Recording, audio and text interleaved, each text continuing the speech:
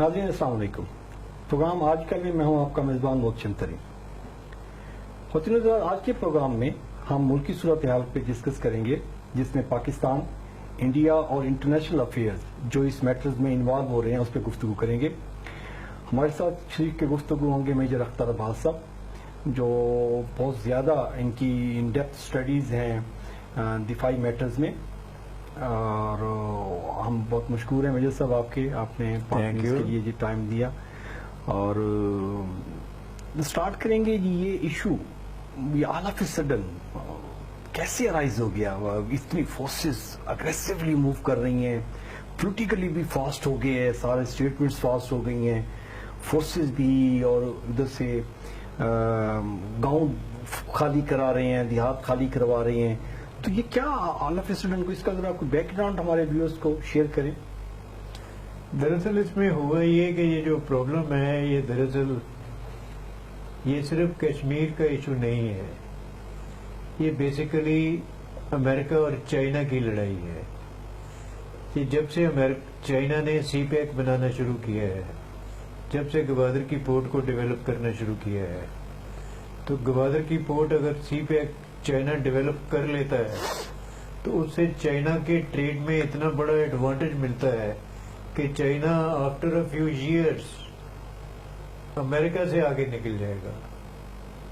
तो फिर चाइना जो है, जो दुनिया के इंटरनेशनल मैटर्स हैं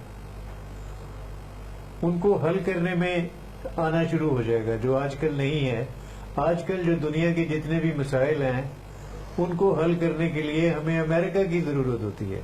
तो और अमेरिका की सबसे बड़ी डिजायर ये है कि मैं अपनी वो पोजीशन कायम रख सकूं जिधर दुनिया का कोई भी मसला मेरे बगैर हल ना हो सके, और लोग मेरे पास आए चल के कि जी आप चौधरी हो तो आप ये मसला हल करा दो। इसलिए मैंने पहले भी आपके एक प्रोग्राम में कोट किया था कि टॉम चॉम्स्की की एक किताब है द ग्रेटेस्ट चेस बोर्ड। उसका मेन थीम ये है कि हमें अमेरिका को अपनी वो पोजीशन मेंटेन रखनी चाहिए जिधर अमेरिका दुनिया का कोई भी मसला हो वो अमेरिका की मर्जी के बगैर हल ना हो सके। अभी अमेरिका को जो चाइना ने ये एडवेंचर किया है सी पैक वाला, अगर ये कामयाब हो जाता है तो अमेरिका को नजर आ रहा है कि अमेरिका अपनी वो पोजीशन जो है वो मेंटेन नहीं कर सकेगा। ये लड़ाई एक्चुअली अमेरिका और चाइना की है, जिसमें अमेरिका चाइना को सी पैक डिनाई करके अपनी पहली पोजीशन जो है वो मेंटेन रखना चाहता है।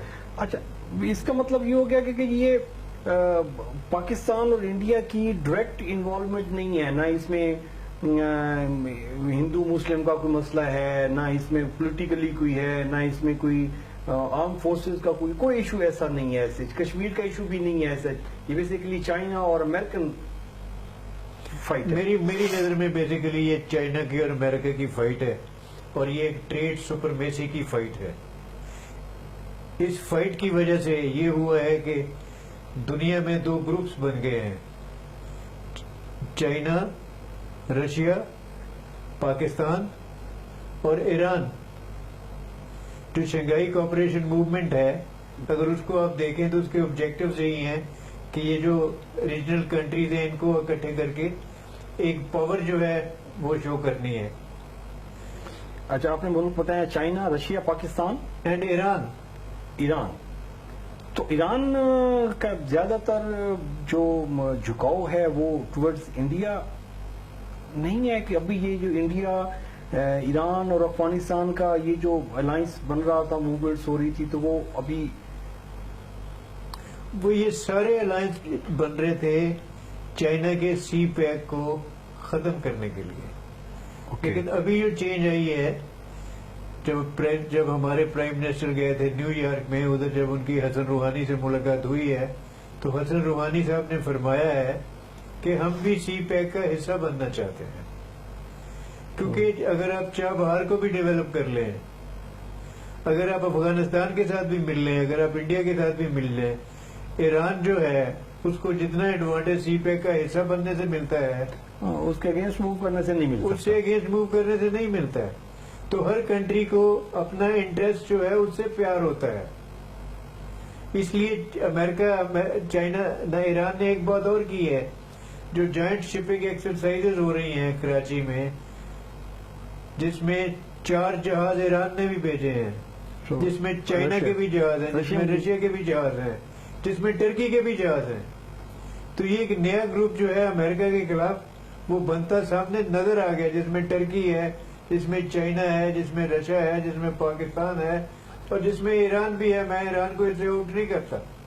اوکے، اس میں انڈین جو ابھی موومنٹ ہوئی ہے اس میں اس کو اندازہ نہیں ہے کہ وہ کس کے اگینسٹ موو کر رہا ہے. مطلب سپوز پاکستان پہ اگر وہ اٹیک کا یا وار پلان کر رہا ہے تو اس کو آئیڈیا نہیں ہے کہ وٹ وی ہیو، مطلب ہماری آرمی کیپیبل ہے، ہمارے پاس ویپنز ہیں یا نیوکلیئر ٹیکنالوجی ہمارے پاس ہے، تو ہم کیا ریسپانس دے سکتے ہیں. یہ اس کو آئیڈیا نہیں ہے بالکل انڈیا کو.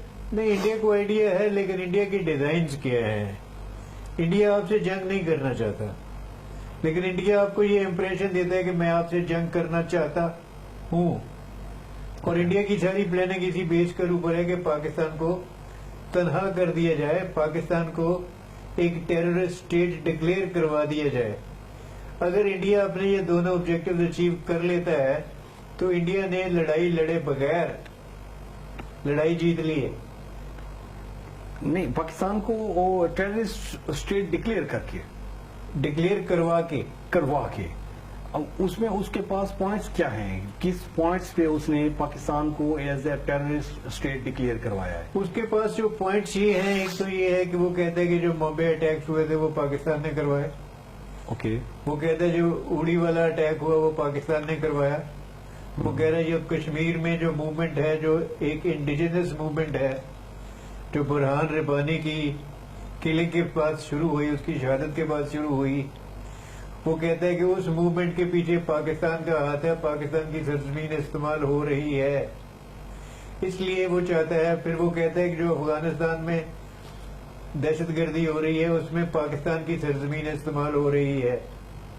ان ساری چیزوں کو ملا کے انڈیا یہ کہتا ہے کہ پاکستان کی جو اسٹیٹ ہے وہ ڈائریکٹلی یا انڈائریکٹلی انوالو ہے ان پروموٹنگ ٹیررزم،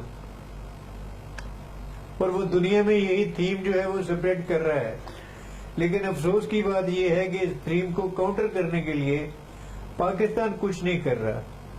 ایکچولی حقیقت یہ ہے کہ یہ ساری ٹیررزم جو ہے یہ انڈیا پروموٹ کر رہا ہے. انڈیا بلوچستان میں ٹیررزم پروموٹ کر رہا ہے.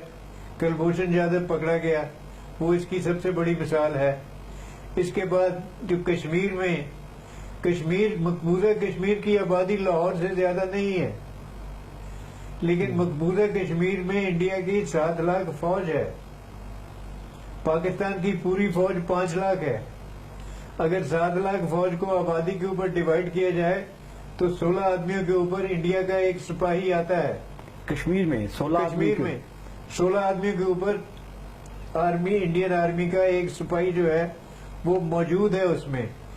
جب اتنی فوج موجود ہے مقبوضہ کشمیر میں تو پھر یہ کیسے پاسبل ہے کہ پاکستان کی طرف سے انفلٹریٹر جا کے ان کے فوجی کیمپس کے اوپر حملہ کر کے ان کے بندے مار کے واپس بھی آ جائیں. یہ ساری چیزیں جو ہیں اس کو دنیا نہیں مان رہی، لیکن انڈیا چاہتا ہے کہ دنیا مانے. انڈیا کا تھیم یہ ہے، ہٹلر کے ایک منسٹر تھے، اس کا نام تھا گوئبلز. اس کا پرنسپل یہ تھا کہ ایک جھوٹ کو اتنی دفعہ بولو کہ وہ سچ لگنے لگے، کہ جھوٹ سچ لگنا نظر آ جائے. اس لیے انڈیا جو ہے یہ اڑی والا واقعہ انڈیا نے خود کروایا ہے، لیکن انڈیا اس کو اس طریقے سے پروجیکٹ کر رہا ہے کہ یہ پاکستان نے کروایا ہے. تو انڈیا جتنی انٹرنیشنل جتنے بھی فورمز ہیں اس پہ اس کو ہائی لائٹ کر رہا ہے، پروجیکٹ کر رہا ہے کہ جی پاکستان از اے ٹیررسٹ اسٹیٹ. تو اس کے کاؤنٹر کرنے میں ہمارے جو فورن منسٹرز ہیں یا پرائم منسٹرز ہیں، یہ اپنی لابینگ میں کسی کے ساتھ کوئی انہوں نے لائزان کیا ہے کہ جی یہ ایکچوئل پروجیکشن ایکچوئل پکچر یہ ہے، یہ جھوٹ بول رہا ہے کسی پلیٹ فارم پہ ہمارے؟ ایکچولی یہی پرابلم ہے اپنی کنٹری کا. ہوا یہ ہے کہ ایک طرف سے مودی کا بیان آتا ہے اس کا جواب دیتے ہیں جنرل راحیل شریف. ہونا یہ چاہیے کہ مودی کا جو بیان آئے اس کا جواب دے پرائم منسٹر نواز شریف صاحب. نواز شریف صاحب بیان نہیں دیتے, اس یہ کا تو پھر جواب بھجوا دیتے ہیں. نہیں دیتے, پھر فوج کو وہ بیان دینا پڑتا ہے کیونکہ وہ بیان دینا ضروری ہے. تو اب اس ساری چیز کو ایڈریس کرنے کے لیے ہونا یہ چاہیے کہ ہماری فورن پالیسی بہت اگریسولی کام کرے, لیکن ہمارا فورن منسٹر ہی نہیں ہے فورن پالیسی اگریسولی کیسے کام کرے. فورن منسٹر ہے آج کل نواز شریف صاحب. نواز شریف صاحب کو یہ ڈائریکشن دینی چاہیے, ڈیلیگیشن بھیجنے چاہیے. میری تو ایک اور پرپوزل ہے اس ساری بات کے اوپر کہ اس لڑائی کو سارے ملک کو اکٹھے ہو کے لڑنا چاہیے.